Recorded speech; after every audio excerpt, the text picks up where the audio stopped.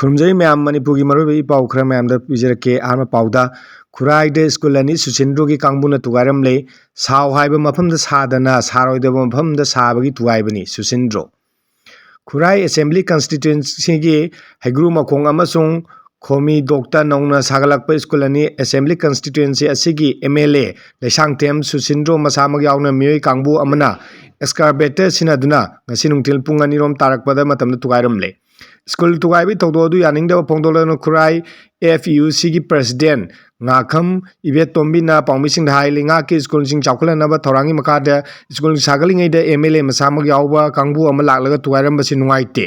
miyam da maram amta pidana pawamta khangandana achikpagi tanjalaga nauba nauna sagalakpa building adu thugairam basi condemn tawi hairi Laishram थंबांग सना कौबी नुपी अमना हाई ngasi nungtil pung anirom tarakpada mahaki manau nupa thokpa amana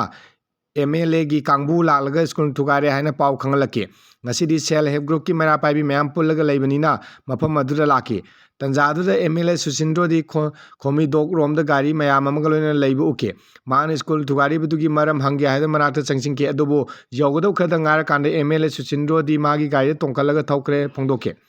अमरमदा school थुगाइरमबगी मतंगदा पाउसे असिना MLA सुचिंद्रो दा telephone तौना हंगबदा मान हाई कि मणिपुर लेंगान स्कूल अहुम हाइबदी Khomidok Gandhi memorial primary school Khomidok Heigru Makhong primary school अमसुंग Khurai Heigru Makhong junior high school अहुम असी पुलप पुनसिनख्रे स्कूल सिंग अदु Khurai Heigru Makhong junior high school दा पुनसिनबनी स्कूल असिगी मैसंग लंबीगी ममांग अमसुंग मनिंगदा लै टिका कांगबूना स्कूल सागलीबा मफम अदु आरामनी लंबीगी वांगदा सागदबनी मांगना थुगाइरम लेबे स्कूल अदुदी सिनरोइदोबा मफम ओइबना खोमीडोकी स्कूल दुगा लोइनना MLA की फन्ना मियांगी करिमबा थबक खरा तौबा यानबा थुगाइरमने हाइना मांगना मखा तारके अनीसुबा पाउदा इम्फालदगी लांजेन खिबनी हाइबसिंगदगी ITL ना लुपा लिसिंग अहुम लमगी पत्ता लौसिंग खिबगी वाथोक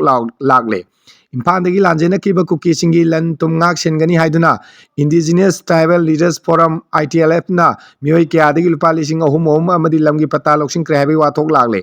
सुरचांपुदा लेरिबा लांजेनरकपा अदुगी organisation joint internally displace person ना हिरम अदुगी मतांगना चलिबा थासिगी 13 मईदा ITL की प्रेसिडेंट दा वाकत चेरोल अमा पिसिंग खिबदगी वाथोक अदु खंगरखिबने मिजो मार बाइफै अमसुंग IDP सिंगी ऑर्गेनाइजेशन अदुगी मिहुत कयाना खुयेक पिदना ITLF की प्रेसिडेंट दा चेरोल पिसिंग खिबने चेरोल अदुदा पली वाफम सिंगी सही अनि की ममांगदा लांजेनरकिबा मियोय सिंग अदुदगी ITLF की प्लानिंग डिपार्टमेंट ना इम्फालदगी लांजेनरकिबा मियामदा अचुम्बा वायल फंगनबा सुप्रीम कोर्ट ता केस फाइल तौनबगिदमक्ता लुपा लिसिंग अहुम अमदी लंगी पतासिंग खोंगतखिबने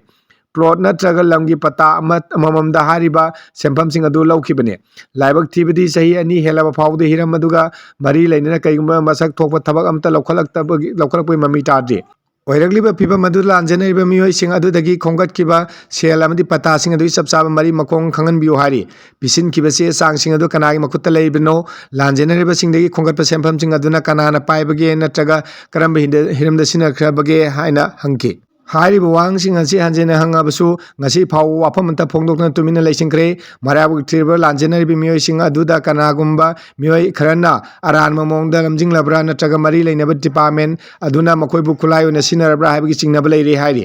अदुगुंबा मतों मसा खंगदबा मिनम नत्रम नमताक तोबा मियोय कया ITLF ता लेबना लुप अदुदा मियामना थमलम थाजबसिंग नोंगनोमगी मांगसिलगले मरम लांजेनरिबि सिंगदगी खोंगतके सेंफमसिंग करीदा सिनखिबगे मदुगी मसक तोबा थबकना करी लेबगे नत्र सेंफम अदु करम हिरमदा सिनखरबगे हाइना जो हंगलगले खोंगतखिबसे सांगसिंग अदु कनाय मखुत्ता लेरिबगे लो खोंगतखिबा सेंफमसिंग अदुगी अपुनबा मसिंगना कयानो वाफमसिंग असिगी पाखुम मियामदा खंगंगदवने सही कया अवाबा खांगलगलबा लांजेनरिबिसिंगी असुम वायल फंगनबा अमदी मखोगिदमक पांगथोकदा थबक तौरमसिंग अदु ट्रांसपेरेंट ओइना मियामदु उहलु हाइना जॉइंट इंटरनली डिस्प्लेस पर्सन सुचांपुगी चेरोल अदुना ITLF की प्रेसिडेंट दा खंगन की हाइरि पाउसुलुनि ngasi di manipuri pau pije matang selo senjere thank you